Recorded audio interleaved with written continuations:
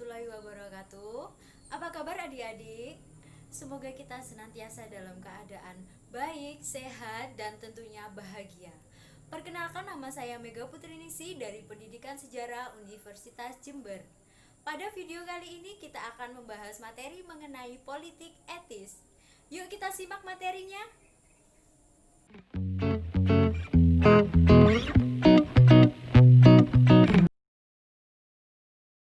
Masyarakat luas terutama yang mengetahui perkembangan politik di Indonesia tentunya sudah tidak asing dengan istilah politik balas budi.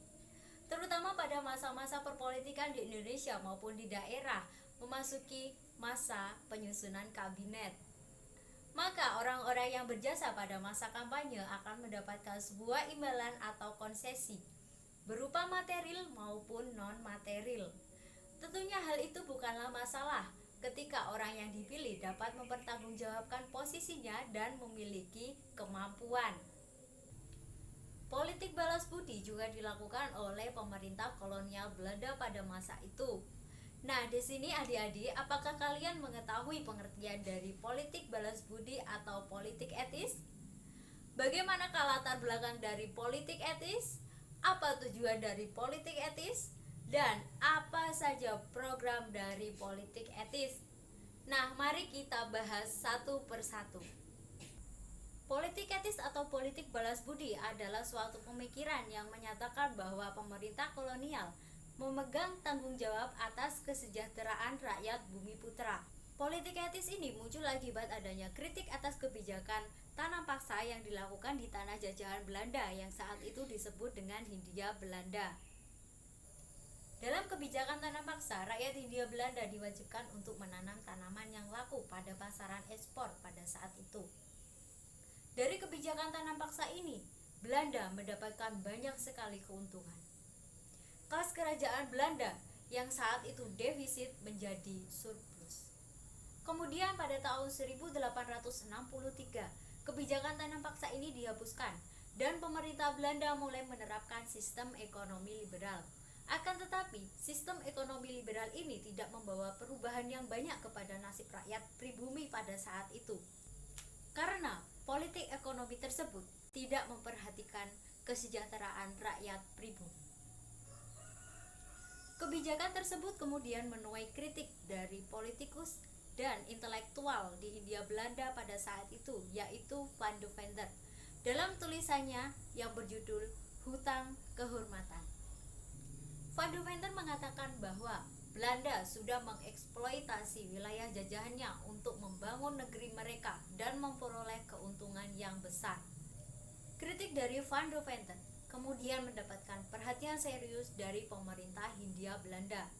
Kemudian Ratu Wilhelmina mengeluarkan kebijakan baru yang dinamakan politik etis.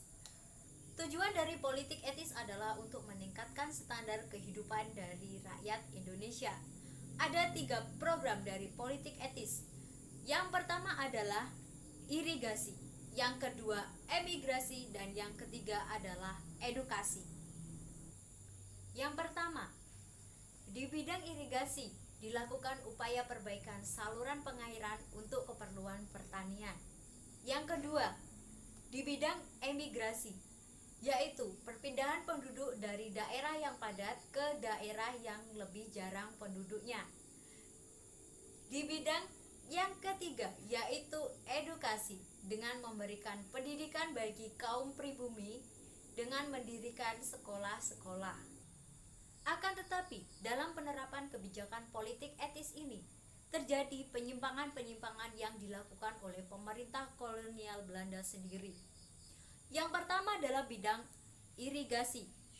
Dalam prakteknya, bidang irigasi ini hanya mengaliri sawah-sawah milik Belanda saja. Sedangkan untuk sawah-sawah milik pribumi tidak dialiri oleh air. Yang kedua, dalam bidang emigrasi. Emigrasi di daerah luar-luar Jawa ditujukan ke perkebunan-perkebunan milik Belanda.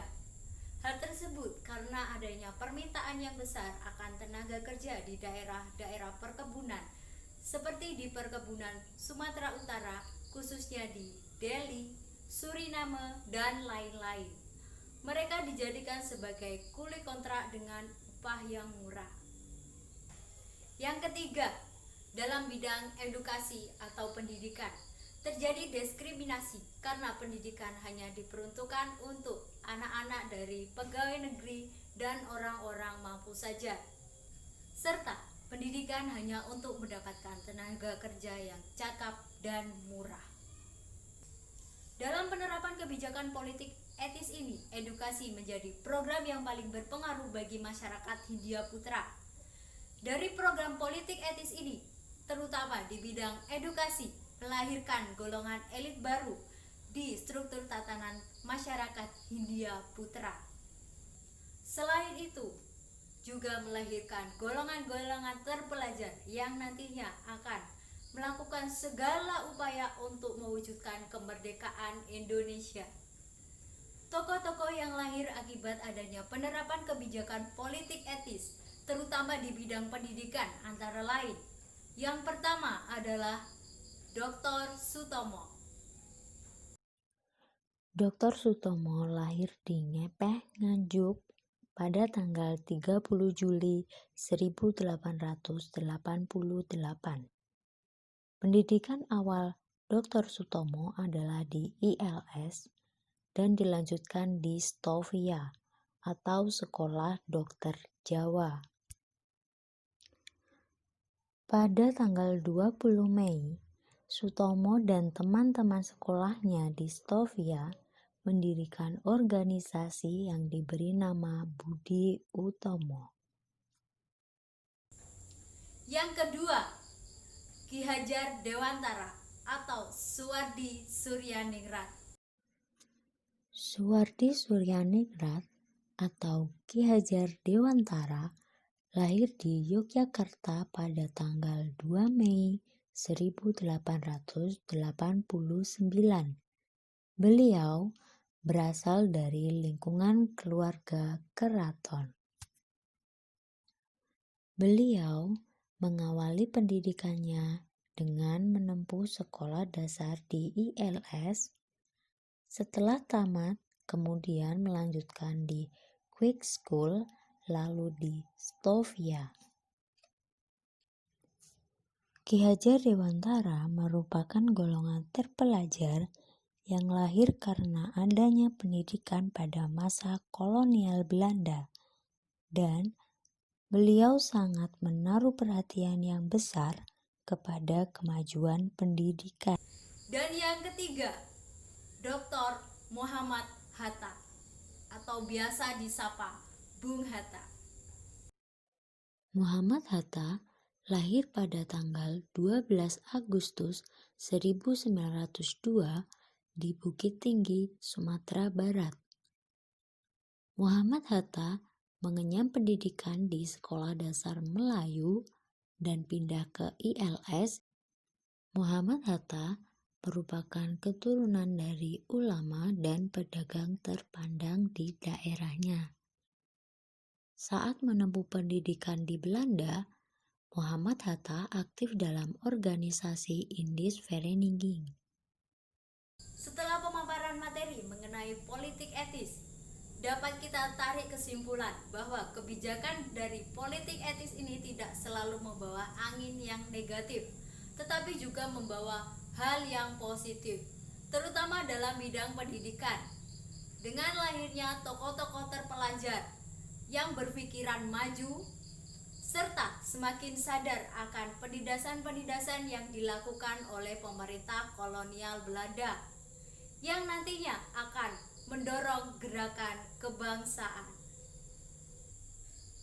Sekian pembelajaran mengenai politik etis pada video kali ini. Semoga bermanfaat. Kurang lebihnya mohon maaf. Wassalamualaikum warahmatullahi wabarakatuh.